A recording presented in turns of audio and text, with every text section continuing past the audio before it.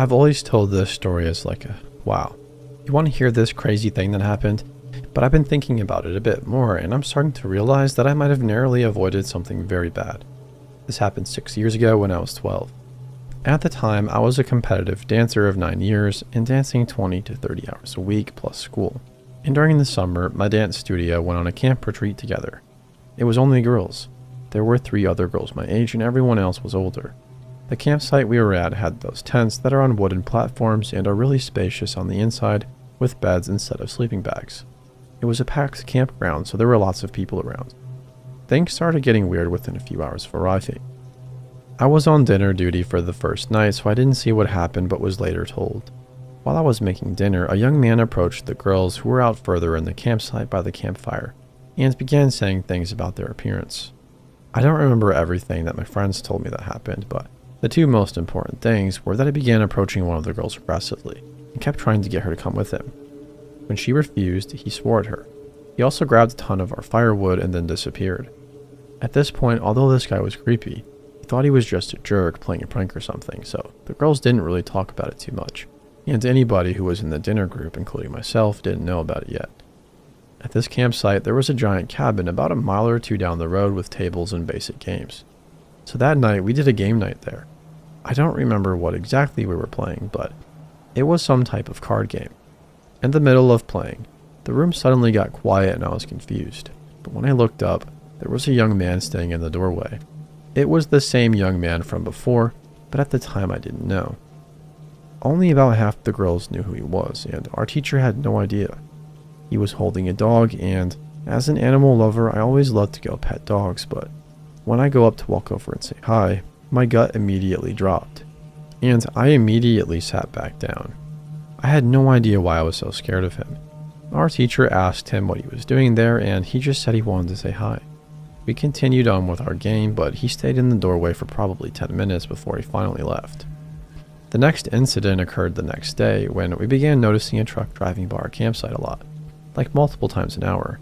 It was the same guy as before. At this point, everybody in the camp knew who he was, including our teacher. Our teacher told us not to worry, that he's probably just friendly and just to make sure that we stayed in groups. That night we played games again in the cabin, and he walked through the cabin several times, but we ignored him. However, I and the 3 girls my age started to get tired at around 11, and we asked our teacher if we could walk back to the campsite together and go to bed. She told us that was fine, and so we left. That night it was pouring rain, so it was extra dark. We were a bit paranoid at this point, but I kept telling my friends we didn't have to worry since he probably just wanted friends, just like our teacher said. But we still looked over our shoulders the whole way. About halfway back to the campsite, we noticed a figure behind us, and it had the same gait as the guy. I will say, I don't think I'd ever run that fast. Like, I'm talking Usain Bolt level. We ran the whole way back to the campsite. When we got to the tent, we all tried to hide. I got lucky and found the best hiding spot, which was underneath the bed. The other girls weren't so lucky. I remember watching the tent flap, waiting for him to walk through. But then, being a stupid kid, I realized that my friends would be stuck with him while I was hiding, so I crawled out from under the bed. I remember grabbing something heavy to defend ourselves with, thinking I'd be able to take him on myself. I waited and waited, but he didn't come in. We all started whispering, trying to figure out what to do, and being stupid kids again, and thinking we're all just in the movies or something and anyone can survive anything.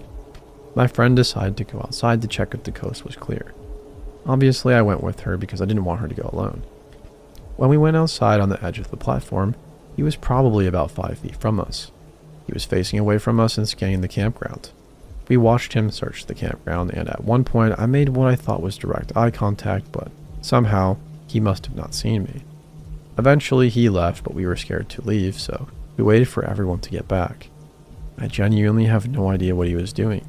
I've never seen someone and thought that I couldn't go near them, and I have no idea how he didn't see us or why he didn't go inside the tent. Was he really just looking for friends? Like I said in the beginning, I tell this story a lot, mostly joking, but it's always bothered me. I will never forget his face. I have no idea who he is or what his intentions were, but I do know that I've never been so scared in my life. If you have any ideas, let me know. Thanks for reading.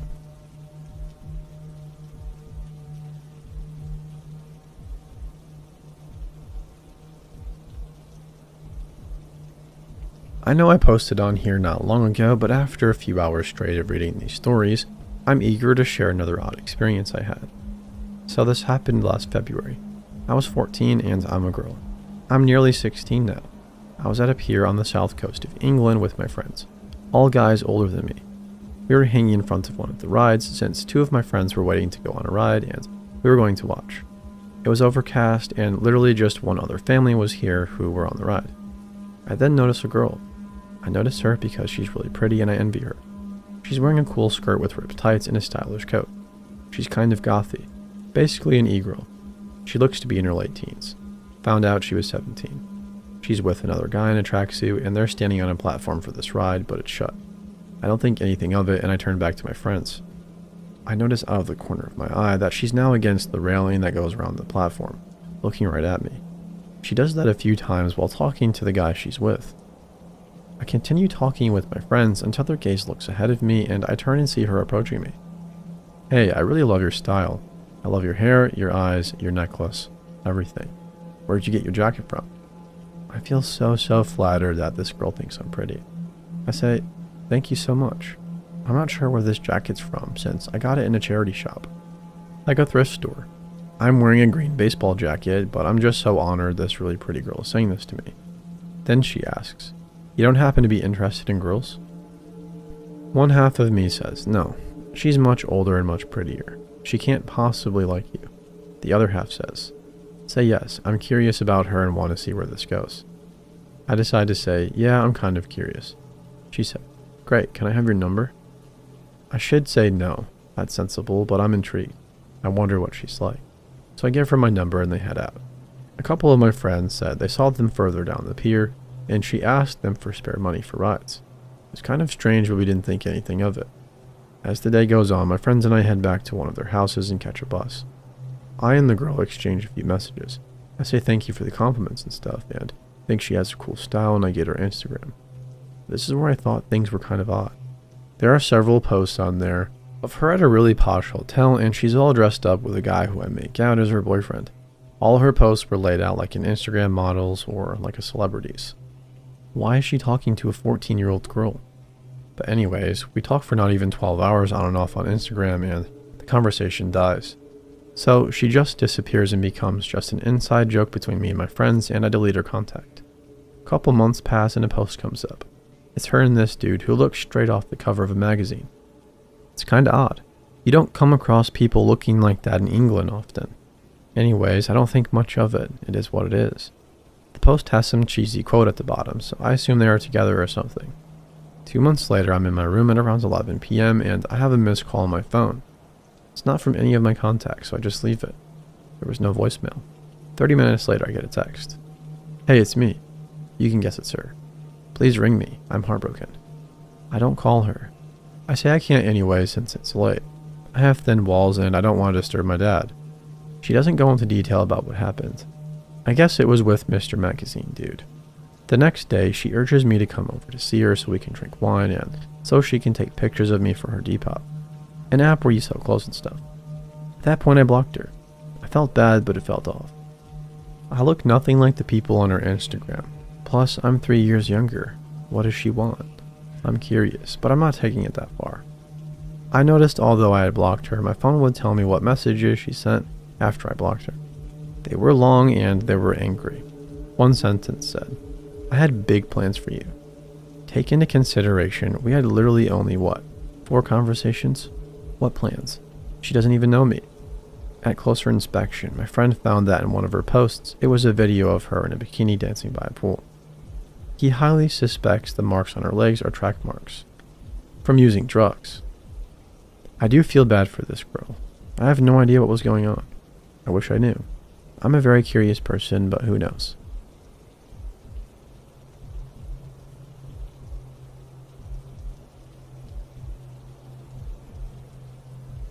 I walk to most places because being severely visually impaired, I obviously can't drive. I walk at night during summer, which lasts anywhere from April to October if we're lucky. This is probably not the safest area, but I am from Texas, so temperatures of 100 degrees aren't unusual. One of my usual destinations was a convenience store a few blocks from my previous house. I set out one normal night to get myself some Pepsi and a candy stash. Our town isn't very big and most people drive everywhere. It's very unusual to come across anyone else on my route to the store, but that night a man appeared out of nowhere and started talking like he knew me.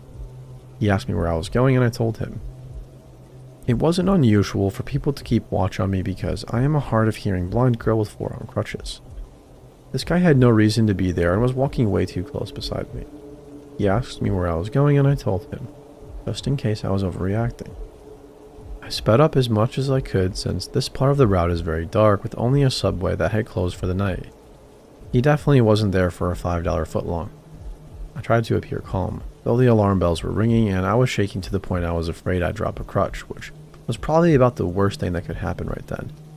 Especially after he started asking what I liked in the bedroom and he could easily have his way with me in the ditch and nobody would know. I felt sick but continued my walk. The store was only about 20 yards away. I knew the guy was on the graveyard shift. I got safely inside and my friend handed me a bag to carry my stuff in until I was ready to check out. When I got up to the register, he began speaking loudly enough that my ears hurt and I had to turn my hearing aids down because it hurt. Hey sweets, did you find my 3DS? I played along and he opened the half door thing and I sat on the stool like it was normal. A creepy dude came over and slammed his Bud Light and a 10 on the counter. After being handed his change, he went outside. He's still out there by the ice machine. After about 20 minutes, he still hadn't left. My friend called his manager, and after explaining the situation, she told him to lock up and run me home. He did, and even walked me to my door. I put the key in the door and we stepped inside. Catherine said to give you this. He handed me a keychain and showed me how to flick and unlock the pepper spray. Call us before you come from now on. He's coming after you for the last 4 weeks. He left and I made sure every door and window was locked.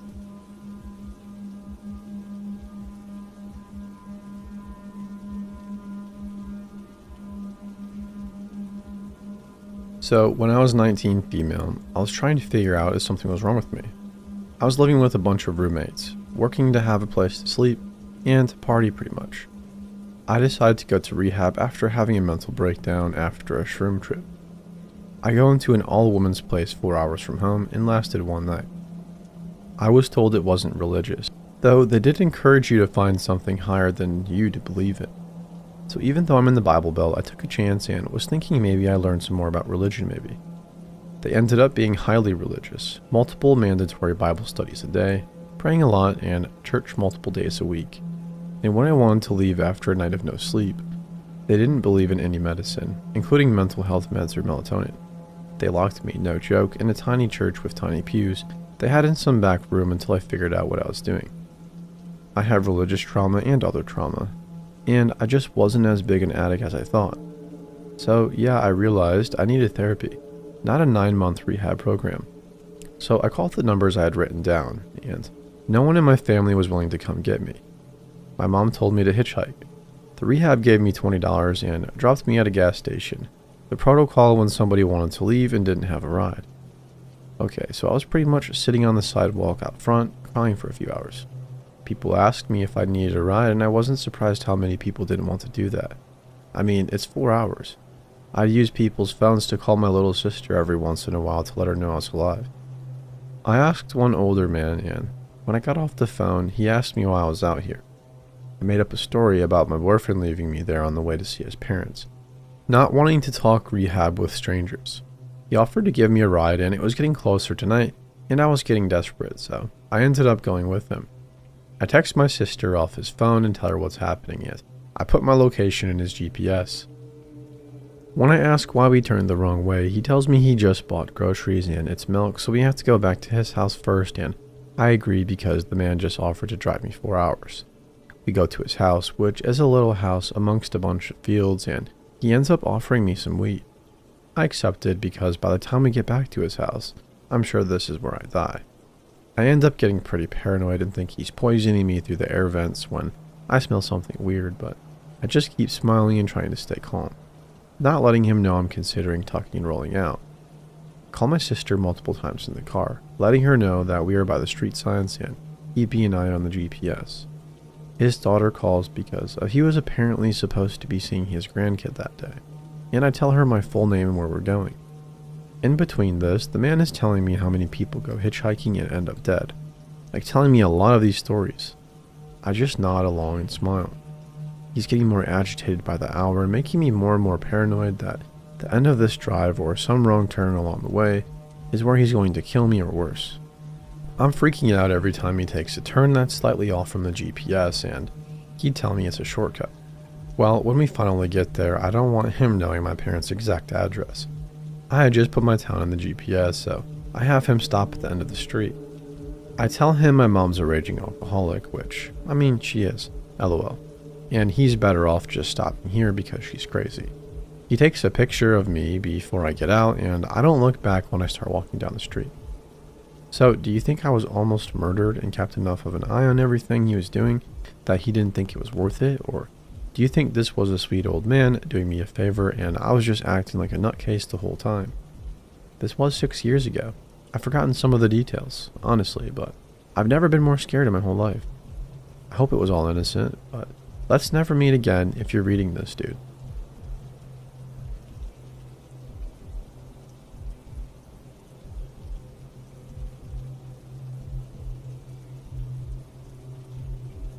A few weeks ago, I was driving in the middle of nowhere, heading to one of my friends.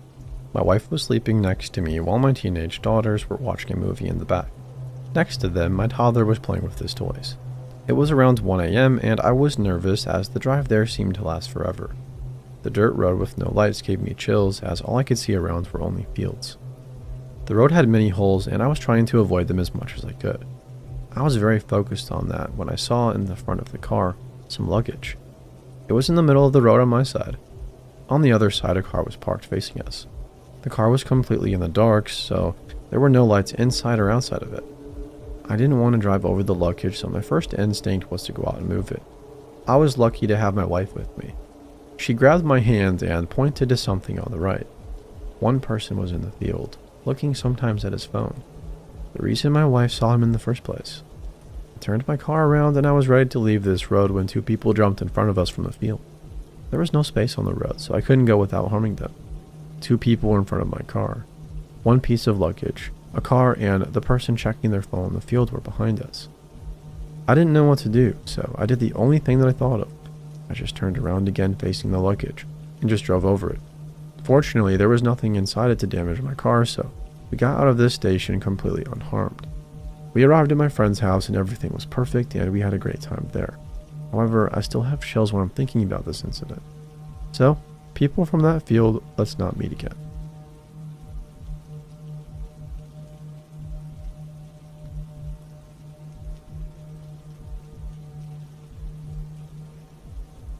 This happened at the beginning of this year and I still think about it from time to time because I genuinely have no explanation for it.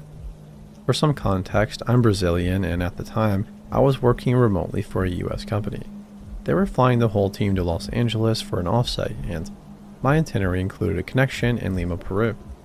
On the flight, I was seated next to an elderly man and an elderly woman. I assumed they were married because they were traveling together and looked around the same age. I usually keep to myself on flights, but shortly after takeoff, the man asked if I could help him connect to the plane's Wi-Fi. I'm the type of person who has a hard time saying no when somebody needs help, so of course I said yes. While filling out the registration form, I learned a couple of things about him. He introduced himself as Cornelius Peter, followed by a very European-sounding last name that I unfortunately can't remember. When the form asked where he was from, he told me Bolivia. Since I'm Brazilian and can speak a decent amount of Spanish, I switched from English to Spanish to make things easier. However, they both looked at me with completely blank expressions. They clearly didn't understand me. I immediately thought, wow, maybe my Spanish is way worse than I thought, which surprised me because Portuguese and Spanish are so similar. So I switched back to English and continued helping him. When we got to the payment screen, he told me he didn't have a credit card. I explained that he would need one to purchase Wi-Fi access, so that was the end of that interaction, or at least I thought. A little while later, they started talking quietly to each other. It definitely wasn't Spanish. I had absolutely no idea what language it was, but it sounded distinctly European, at least to my ears. That immediately struck me as odd. A man who said he was from Bolivia who didn't seem to understand Spanish, speaking what sounded like a European language. Of course, immigration exists, and there are communities all over the world, so I didn't jump to any conclusions. I just found it unusual. Then I started paying more attention. I noticed the man had 3 badly rotten teeth in his mouth, while the woman was also missing several teeth. She wore a long dress with a headscarf that reminded me of traditional rural clothing, almost like something you'd expect from an isolated farming community. Meanwhile, the man was dressed in fairly modern clothes, but kept wearing a baseball cap throughout the entire overnight flight, which seemed a little bit unusual. Then I noticed something that confused me even more. At one point, he pulled his passport out of his jacket. It was Mexican. So now I had this. A man who told me he was from Bolivia, who didn't seem to understand Spanish, who spoke what sounded like a European language, and was carrying a Mexican passport. I had absolutely no idea what to make of that combination. Then I noticed him repeatedly opening the Compass app on his phone, staring at it for a few seconds and taking screenshots of it, over and over. Maybe there's a perfectly reasonable explanation for that, but it felt incredibly strange in the moment. Around this time, the woman tried speaking to me in her language. I politely smiled but ended the interaction because by then, I wasn't feeling comfortable anymore. That's when I started getting a really bad gut feeling. I've only experienced that kind of instinct a handful of times in my life. At one point, I'm fairly certain I saw him raise his phone in my direction. As I said, I'd watched him repeatedly open the Compass app and take screenshots, so it's entirely possible that's all he was doing again. But this time the phone was clearly pointed toward me, and for a split second, I thought he'd just taken a picture of me. To this day, I honestly don't know if he actually did, or if I simply misinterpreted what I saw because I was already on edge. Either way, it made me feel even more uncomfortable. Maybe he was just looking in my direction. Maybe I was reading too much into it. But combined with everything else, it made me incredibly uncomfortable. From that point on, I couldn't relax at all. It was an overnight flight, but I didn't sleep for a single minute. Eventually, I got up to use the bathroom, and as I was walking back to my seat, the woman happened to be walking toward me. I know this is probably the weirdest part of my story, and I'm not saying I'm proud of it, but my instincts were screaming that something wasn't right, so I took a quick photo of her. Not because I thought she committed a crime or anything like that, but because if the situation somehow escalated, I wanted to be able to send the pictures to my husband so somebody would know who I'd been sitting next to. She definitely noticed and gave me a very uncomfortable look afterward. When I got back to my seat, I also managed to discreetly take a photo of the man for the same reason. Maybe it was irrational, but I was traveling alone through another country and I wasn't taking any chances. Then something happened that made me even more uneasy. My handbag had been under the seat in front of me the whole flight, but when I returned, it looked like it had been moved. Maybe I was imagining this. Maybe someone accidentally bumped it.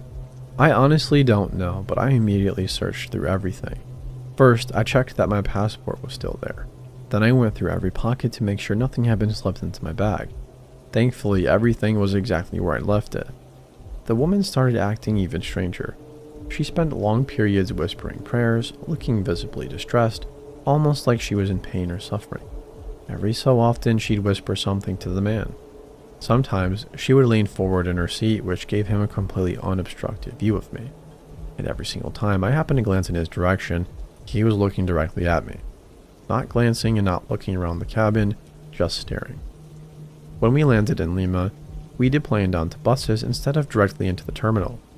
The second the aircraft door opened, I practically bolted off the plane so they wouldn't be anywhere near me while boarding the bus. Only after I reached my next gate and knew I was safe did I tell my husband and a few close friends everything that had happened. One of them suggested that they might have been drug mules or involved in some kind of smuggling operation, and became very nervous when I seemed to be paying attention to them. Another friend thought maybe they belonged to some isolated immigrant community that would explain the language and appearance. Honestly, I have no idea. Before anybody says it, I know that every individual thing I described could have been perfectly innocent. I mean, people speak different languages and elderly people behave in unusual ways sometimes. None of those things are suspicious on their own. What unsettled me was the combination of all those little details together, plus a gut feeling that I've only experienced a few times in my life. Maybe I was just an anxious woman traveling alone. Maybe my brain connected a bunch of unrelated things into a scary story. Or just maybe there really was something off about the situation. Genuinely don't know. Has anyone ever experienced something familiar on an international flight? Or does anyone have a theory that could explain all of this? Update. Thanks to a commenter, I think we may have actually solved this mystery.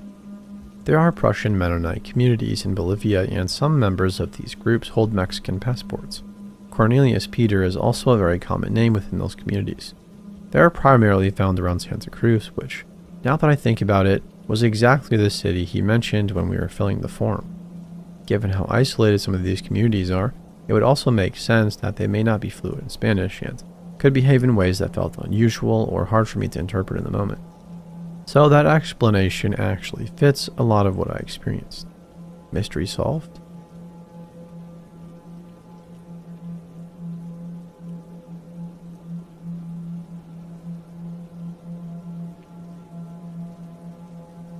Hi Reddit. This is the creepiest thing that's ever happened to me, and it happened a day after I stumbled upon this subreddit. Also, I created this account only to post this. It was a Friday morning, the day before school ended for me, and I decided that, just for the heck of it, I would stay up until about 3 o'clock on Reddit. The last subreddit I was on before going to sleep was this one. I woke up feeling strange, about 5 minutes before it happened.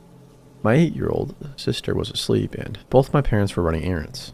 I get out of bed and brush my teeth. Right as I finish, the doorbell rings. I go downstairs and open the door only to find this small Indian kid, no older than 6 years old, with a demented look on his face. He has 2 little toys, one in each hand. I ask him what was wrong, but instead he just tries to push past me into the house. I gently nudge him back outside, but he keeps trying to come in, so not knowing what to do, I just close the door on him. The doorbell starts ringing again.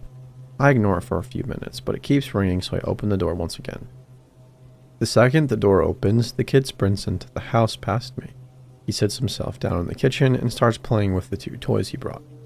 I have no idea what the heck I was supposed to do in this situation, so I just called the police. While I waited for them to come, the kid was wandering around my house, turning light switches on and off, unlocking and relocking various doors, and wandering into various rooms. The police finally came. This woke my sister up. They struggled to get the kid into their car to take him back to the station and find his parents. The police found the parents and got informed that the kid is extremely autistic and that he snuck out of his house before. Okay, whatever. I told my parents about it. They talked to his parents. His parents were nice and everything was taken care of. LOL, no. I went to bed at around 11, only to wake up due to a nightmare about that kid. That and my brain was telling me that it was piss time, so I get out of bed and walk into the hallway. At the end of the dark hallway, I see the Indian kid walk up the stairs with the same exact toys in his hand. The second he sees me, he makes a strange moaning noise. I thought I saw him drop something and he runs back downstairs. I hear the front door close, and after waiting about 5 minutes, I run downstairs, lock the door, run back up, and realize I pissed myself. When I awoke my parents and told them what happened, they said it was all just a bad dream. In the morning, the phone rings, and when I pick it up, the parents of the little Indian kid say that he wants to talk to me. He gets on the phone. It's the first time I've ever heard him say anything to anyone. He asks me for the toy truck that he dropped last night. Everything creepy always happens in Florida.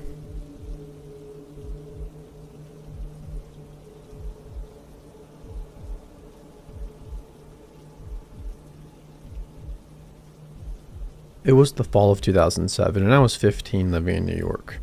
I was a competitive athlete in high school, the type who got up before school for workouts and trained for long hours after.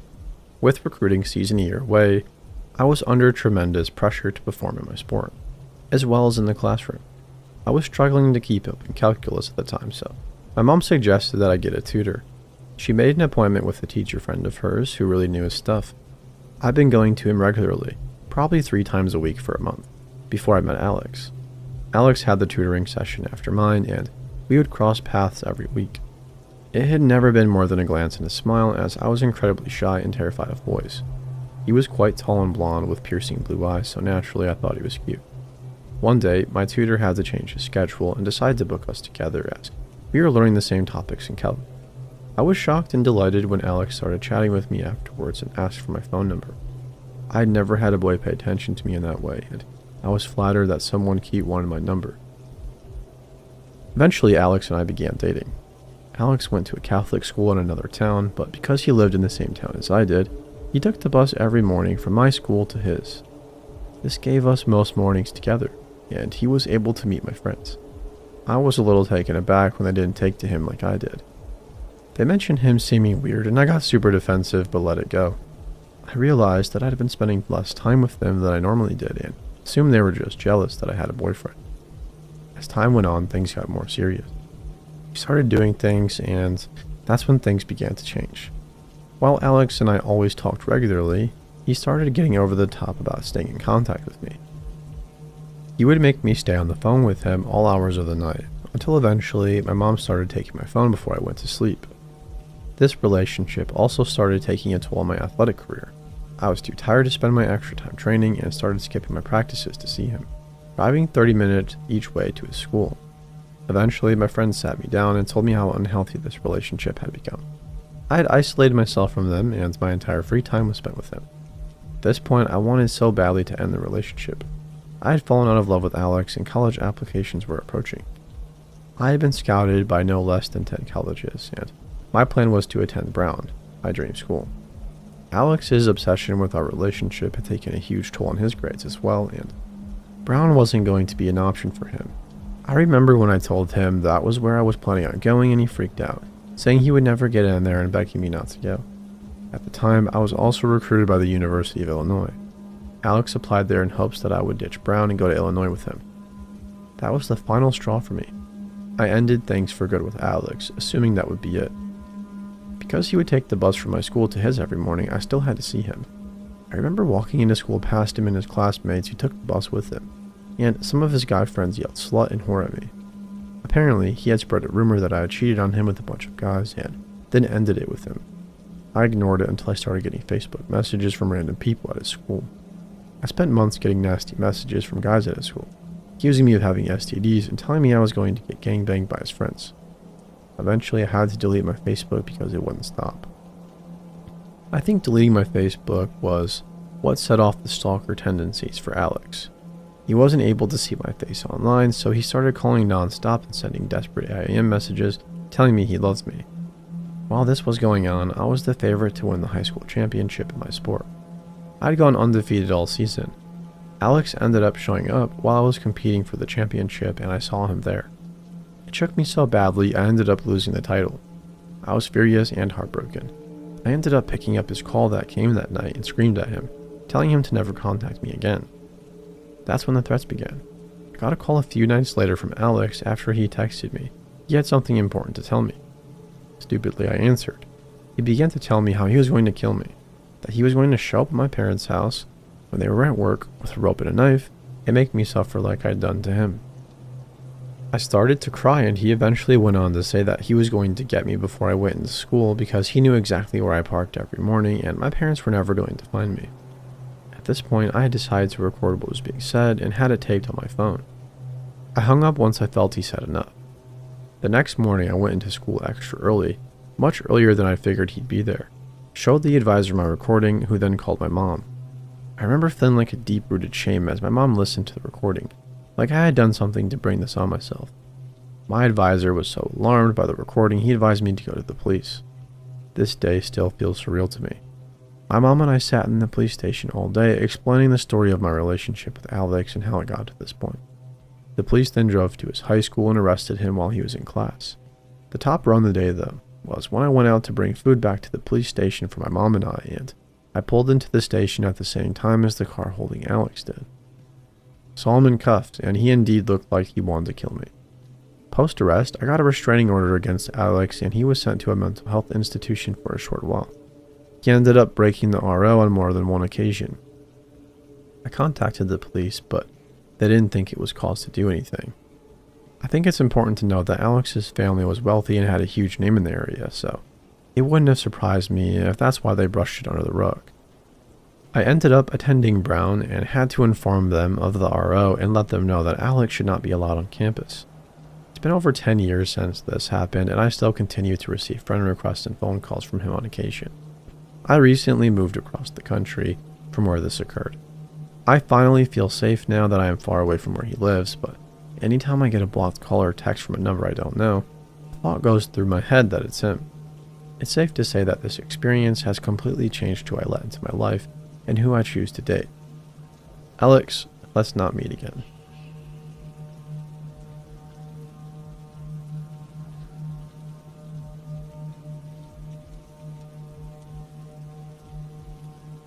So this happened April 7th, 2022, after the OR concert in Vancouver. I, 19 female at the time, went to the OR concert with my friend, 21 female at the time. We arrived together but left separately as we were taking different transit routes home. When the concert ended, my friend went to get merch and I went to the massive lineup for the bus outside the venue. This is when an older man approached me and began a conversation with me. He told me how he had come from the island just for the concert because he is such a big fan and he was staying at a hotel downtown for the night. Blah blah blah blah. I was very dismissive of him because I didn't want to engage with him. Thankfully, my friend came out for a few minutes to wait with me for my bus while her bus came. During this time, he left me alone and began talking to other girls in the line about the concert and how much he loves OR. When my friend's bus came, she left me alone again. This is when the man approached me again and asked me if I wanted to go wait with him at the other bus stop, as it will probably be less busy, and we would actually get seats on the bus. I politely declined and went on my phone. When the bus finally came, we were stuck standing next to each other and I could feel his stare on me the whole time. Yet he talked to other random young girls about the concert. A few stops later, the bus was less crowded and I overheard two women speaking Spanish. Spanish is my native tongue, so I built up the courage to casually talk to them and let them know that I was worried about this man because he was making me uncomfortable. They noticed how he was watching me despite talking to other girls, and they noticed how weird he looked. They felt the same discomfort that I felt. These two lovely women were mother and daughter who were also staying at a hotel downtown. They told me to stay with them until we had to part ways. Finally, we arrived at the bus stop within the train station. Here, there are two platforms. The top one goes south, while the bottom one goes north. The ladies and I were going north, while the man walked towards the south side one. At this point, I thought maybe I'd overreacted, and he wasn't even following me at all. However, a minute later, I watched him come down the escalator. He watched me and the ladies. He lingered nearby, but not close enough to where it was obvious. His gaze remained locked on me. I knew then I had to act fast because the ladies and I would be getting off at different stops, and the one that I would get off at was farther away and more secluded. So much ran through my mind as the breeze of the subway filled the tunnel. I made eye contact with him as the train came to a stop and the doors opened. He did not go in right away. I stepped into the train with the ladies, and once he saw I had gone inside, he did too through a separate entrance. He entered without losing sight of me. He stood down the hall of the train with his eyes locked on me. If I stayed in this train a second longer, I knew it would be harder to escape. So when the bell chimed a warning that the train doors were about to shut, I ran out just in time so that by the time he realized I had gotten out, it was too late for him to exit the train too. I stood on the platform, unable to breathe as I watched the train slowly drive away. Through the window, he watched me with an angry look. Through the window, his eyes had gone wild as they stared me down, moving alongside the train. Thankfully, I made it home safe that night. I posted on Twitter about it, trying to find the women who helped me so I could thank them. Without them, I don't know what would have happened during that short time between the bus and the train. I never got the chance to thank them, but I hope they know their impact that night. To the man who tried following me, let's not meet again.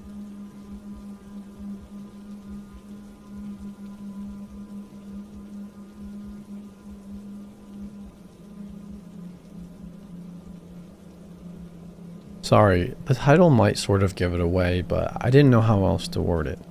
Okay, so one night maybe almost a year ago, I was waiting for my boyfriend outside of the liquor store. I was waiting in the car and it was pretty much dark outside.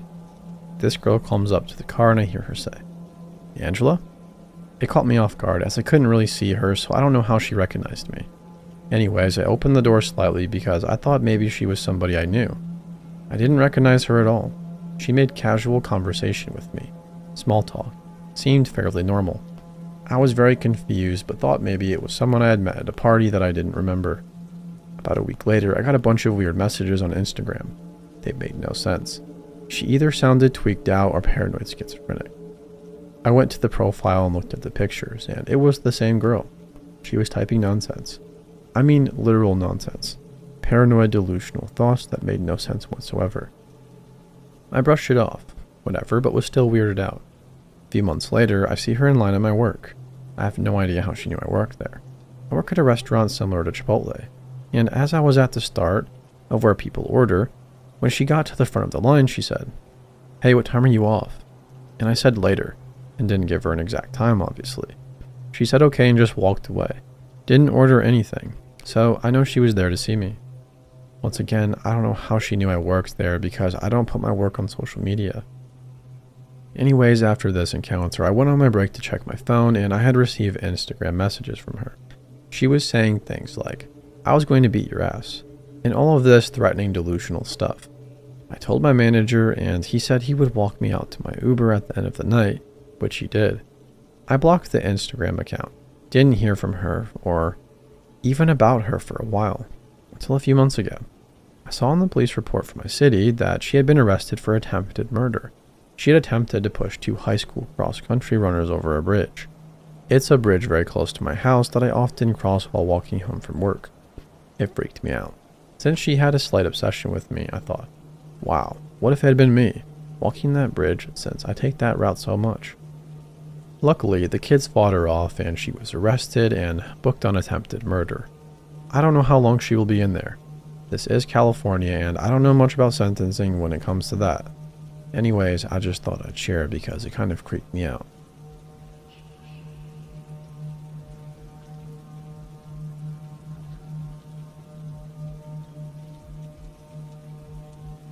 Good Wednesday, everyone.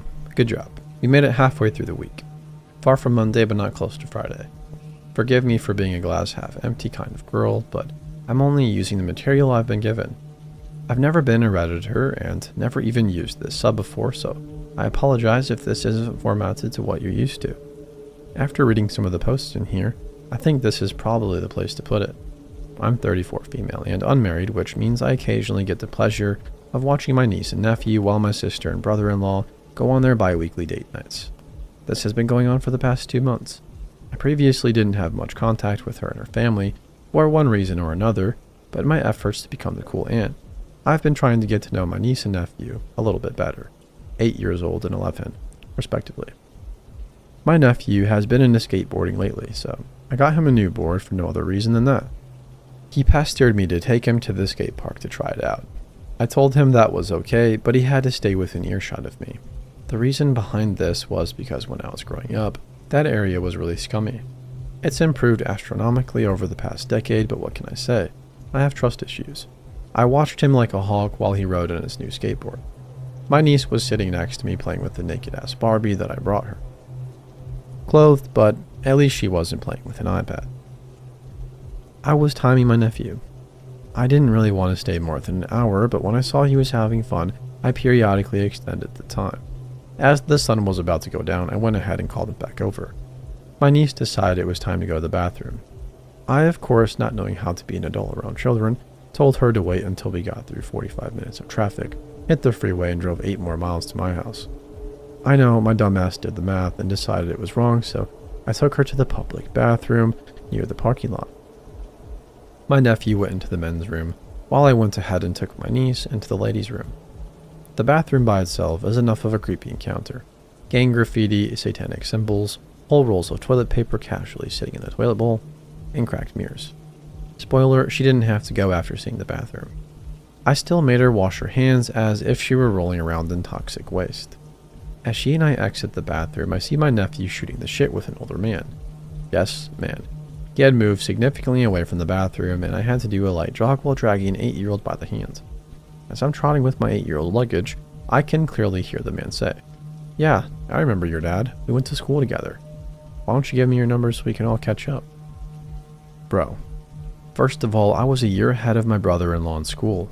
Don't remember some creepy late 40s guy in either of our grades. Second, just what? I couldn't have heard that right. I got between them and told him to get away from my nephew. I also told my nephew that it was time for us to go home and to get in the car. The guy said he was just talking to him. I impolitely told him that if he went near either of them again, his genitalia would be rolling around my purse near my lipstick. I know that sounds harsh, but I didn't care. Quite honestly, I actually think I underreacted. This man, I swear, actually had the audacity to ask me if I had a teen pregnancy for having kids that age. Then also told me that I looked too pretty to have 2 kids. He then asked me my name and how old I was. I'm like, okay, you struck out with my nephew, now you want to take a run at me. I got in the car and stayed put with the engine on to see if I could see what vehicle he was in to grab the license plate. After a few minutes, I just drove off because I wanted the 2 kids to be away from the whole thing. I didn't want to frighten them. Through 4 years in the military and 6 years as a sheriff's deputy, I have learned that almost nobody can truly be trusted. The trauma that I've faced in my own lifetime was enough to make me resilient. Heck, I still carry decoy money in my wallet and keep the rest in my bra. I still carry a pistol and there's almost always a knife in my belt. I told my sister and brother-in-law about the guy and they followed the police report. In my own opinion, the report didn't seem very thorough. They also said they would have a talk with my nephew, which I offered to be there for, but apparently my views cannot be articulated correctly for a child, which I guess I understand. Anyways, I just hope this guy is looked into and something is done. At least an investigation. At this point, I can only hold out hope.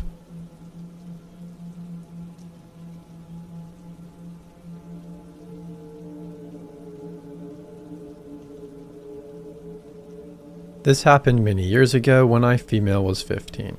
I lived in a small Midwestern town that had very little crime and I always felt safe even at night. I lived just a few blocks from downtown and would often walk or ride my bike there to pick up a soda, some candy, or on this particular evening, a pack of cigarettes. I know I was way too young to be smoking, but there it is. So I get my cigarettes and start walking back home. By this time it is starting to get dark, yeah, but that doesn't bother me. That is until I pass across the street and a guy steps out from the shadows and starts following me. Even then, I wasn't scared, just aware he was walking behind me and getting closer. I sped up a little bit and so did he. Pretty soon, this guy is like 3 or 4 stops behind me and he asks me for a cigarette. Being a dumb kid who was raised to be polite, I give him one. Then he asks for a light and I give him that too. Then I rapidly start walking away because this guy is starting to give me the creeps. He had long greasy hair and the way that he looked at me made me feel very uncomfortable. It was like he was looking at his dinner plate and deciding what to eat first. So I'm skedaddling up the street, which is now going up a big hill, when I hear the guy's footsteps starting to run towards me. I was already slightly out of breath from fast walking up this hill, and I know I'll never be able to outrun this guy, so I just keep on walking and hope the guy will jog right past me. Nope. Next thing I know, the guy has grabbed me from behind with one arm around my waist, pinning both arms to my sides and the other around my neck. At this point, I wasn't even scared. I was mad, like how dare he. I realized that we were on a residential street, so I tell the guy that I'm going to start screaming my head off while I begin stomping on his feet as hard as I can. He hesitates for a moment, then lets me go and jogs further up the hill, disappearing behind a bush at the top. I crossed the street to walk on the opposite side of the bushes he went behind, and keep my eyes locked on those bushes all the way down the block. By now, I am only another block from home, and I break into a sprint and dash home. Of course, I never told my parents about what happened because I was afraid of getting in trouble for smoking and that they wouldn't believe me. Turns out that several weeks later, this guy grabbed another girl and beat and raped her. I didn't find this out until years later when I saw his picture in the paper for being on trial. I think I was his first attempt, and he got scared when I fought back. I'm so thankful that it was the fight response that kicked in for me that night, and not the freeze one. I was very, very lucky. Edited to add that I had been through a lot of trauma in my childhood and had used the coping mechanism of dissociation to protect my psyche from the trauma. I buried this event the same way and spent years in therapy working through my guilt over never telling. I'm shocked and dismayed at the negative reactions the story is getting, just because I didn't know how to react to a traumatic experience as a child. Maybe some of you should try empathy instead of judgment.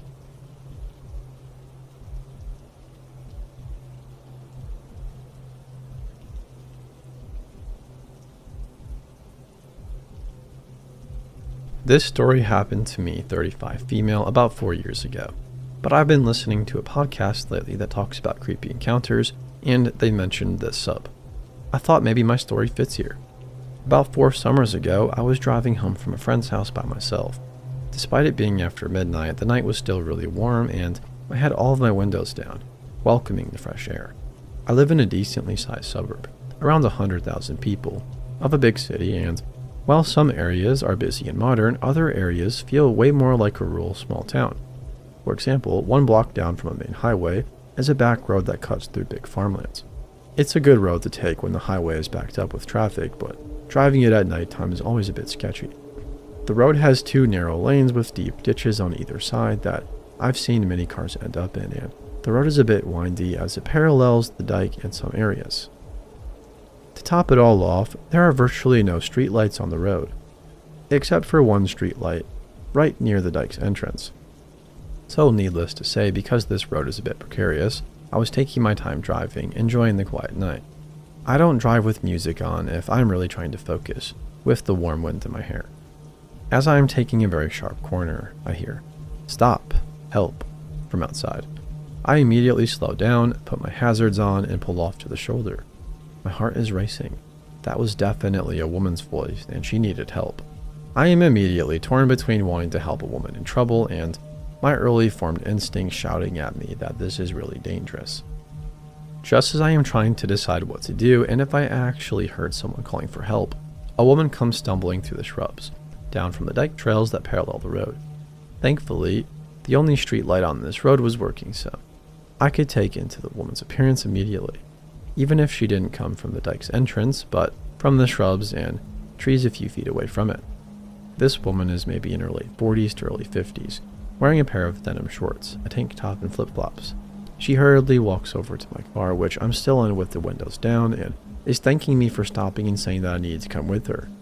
So, while I am obviously concerned, an immediate warning bell goes off when she says this. She wants me to go with her, this random lady who emerged from the pitch-black shrubs to walk back into dark shrubs along the dike where nobody can see us. Immediately, no. While she seems panicked, she seems more concerned about getting me to go with her than telling me what's actually wrong.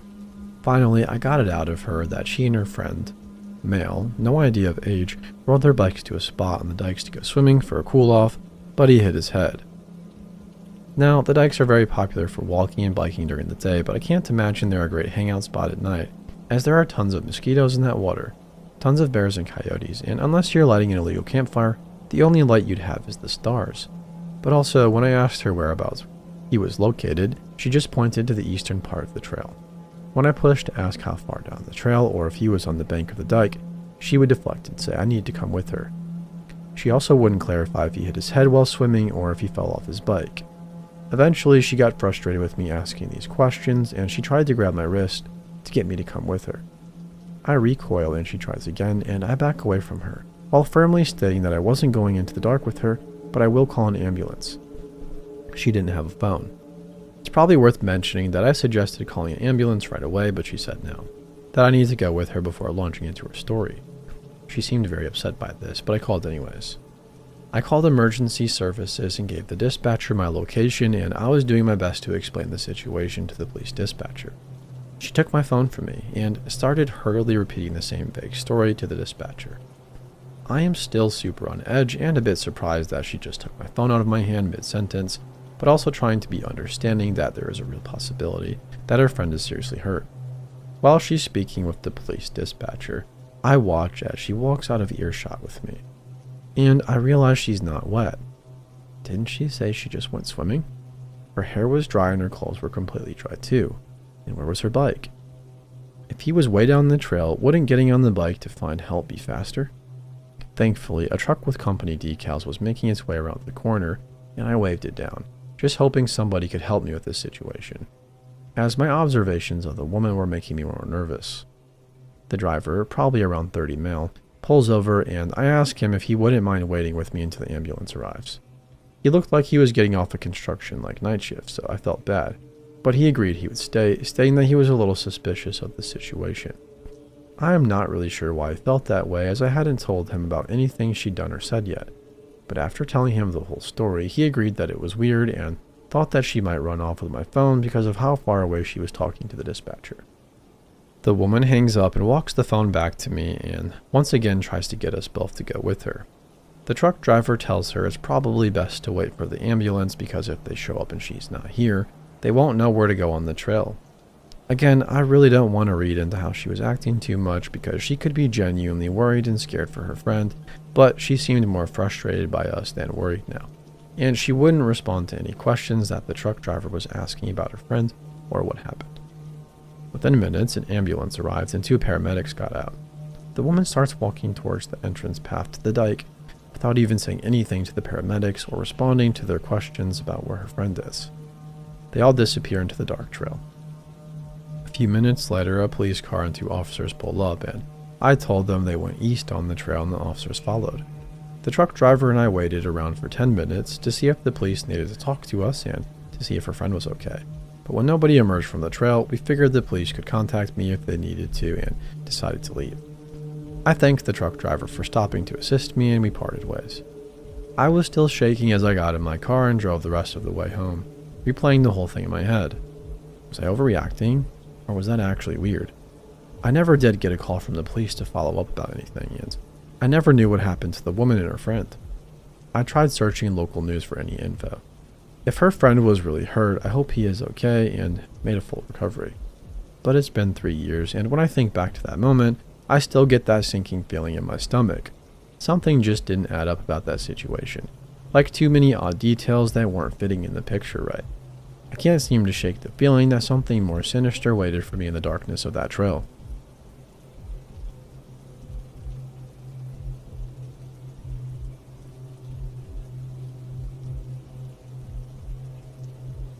Yep, you read the title right. I, now 20 female, was 13 at the time this story takes place. It was the summer between 7th and 8th grade for me, which would make the year 2016, and I had just moved to a new city about an hour away from where I grew up. To help me make friends before the school year started, my mom signed me up for a day camp in the new town over the summer. At this camp, I actually did develop a small friend group, but the only one that matters to the story would be Jay, 14 male. If I'm going to be honest, Jay was always more flirty with me than I was comfortable with, and I expressed that several times, but I always tried to minimize confrontation when I did so. Hindsight is 20/20, right? I should have cut the friendship when it was clear that he wasn't respecting my boundaries, but damn, I was a lonely kid and all my other new friends acted like it was normal. Well, one day the rest of the friend group wasn't there. One was sick and the other 2 were siblings whose family had taken a day trip, and Jay and I were hanging out alone in the gym. We were sitting off the side talking, but the gym was full of other kids and counselors. He said he had a secret to tell me and asked me to lean closer. As soon as I did, he grabbed me, pushed me down on the ground, and tried to get on top of me. In front of the whole gym, he was trying to kiss me, while also trying to use the hand he wasn't holding me down with to fiddle with the button of my pants. I yelled at him to stop, to get off of me. No, thrashed around and made it as difficult for him as possible to do what he was attempting to do, but he wouldn't stop. None of the counselors gave me a second look. I thought that in a room full of people, nobody was going to stop him, and I knew that if somebody didn't, he was going to fully overpower me and follow through. I was still trying to fight him off when a group of 4 or 5 kids from the younger group, who had previously been playing badminton, saw what was going on and decided to take it into their own hands since nobody else was going to help me. I want to stress to you guys that these kids were from the ages of 6 to 9. None of them looked older than 8 though. But these kids brought their little rackets with them and rallied around me. I heard a little chorus of voices yelling, "Get off of her. Stop it, you butthead." And one prominent. She said no, while I watched 2 rackets slide between our faces. They were trying to pry his face off of my face. The other kids took their rackets and just went ham on Jay, hitting the crap out of him. At first he was so focused on his goal that he just swatted them, hitting the kids back and continuing to try to force himself on me. But these kids were not letting up, and the combination of me thrashing and the kids hitting him was making this a lot harder than he thought it would be. So after a few minutes of this, Jay decided it simply wasn't worth it anymore, got off me and walked away. I still think about this a lot. It was very traumatic for me. Not only did a friend try to do that to me, but the adults in the room that were supposed to protect me completely ignored a blatant essay attempt. It's sick to think that these young kids cared about my autonomy more than the adults. But at the same time, it gives me a little bit of hope for the future to know that the younger kids of this generation are being taught to care about others in this way. The kids now would be about the age I was when it happened, and I wonder about how they're doing all the time. I wonder if they ever think about what they did for me that day, and I hope they know how grateful I am. I can't say I'm glad that this happened by any means, but in a way I am grateful that it gave me the opportunity to see the next generation in action and boost my faith in humanity.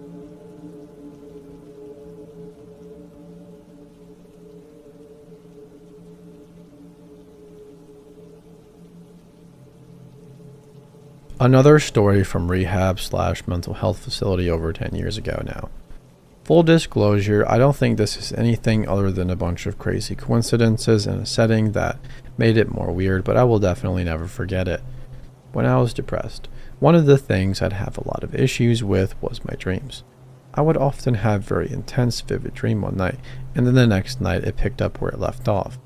This went on for months. The dreams had a lot of imagery related to my family and country of origin during World War II.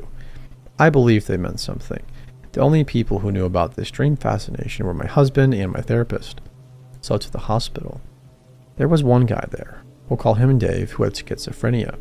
He was kind, honest, interesting, and very talkative. Unfortunately, he would go into these deep conspiracy wormholes, and he really just could not be completely confused and tune out after a while. Most people just walked away from him.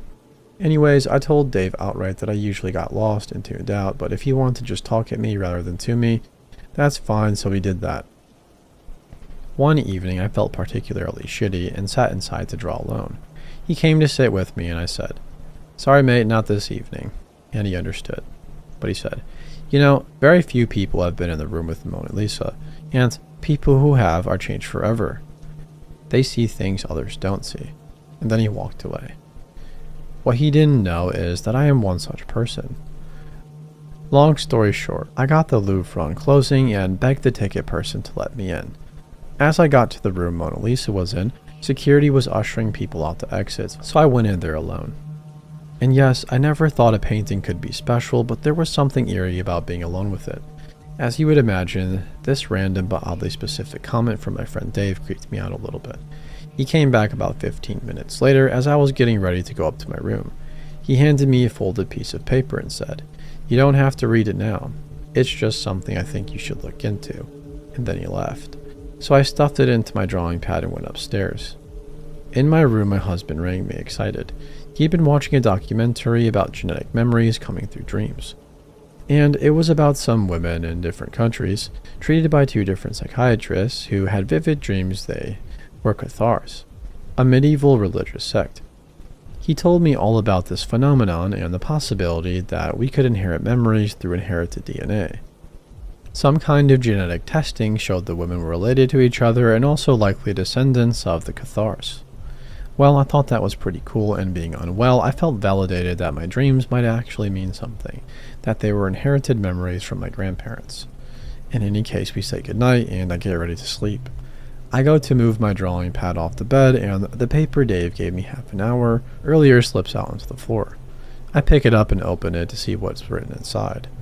The cathars. Keep in mind there was no TV in the facility, and anyways, I could see Dave outside through the glass the whole time I was in the dining room drawing. It was about an hour and a half. He couldn't go upstairs without walking past me. There's little to no probability that he'd been watching the same doco as my husband. He just, well, I don't know. It truly freaked me out at the time. I don't think he could read my mind or was psychic. I just wondered if his mental illness gave him some kind of insight that is often mistaken for delusion. Perhaps I still do in some ways. When I left the hospital, Dave had my number, but I didn't hear from him for months. But one evening, I and my now ex-husband were talking about this cathars incident for the first time since I got home, and how bizarre and unexplainable it seemed to be. And then my phone rang. It was Dave. I don't know where he is now, and this was a long time ago. I sometimes wish I did, and I hope he's doing okay.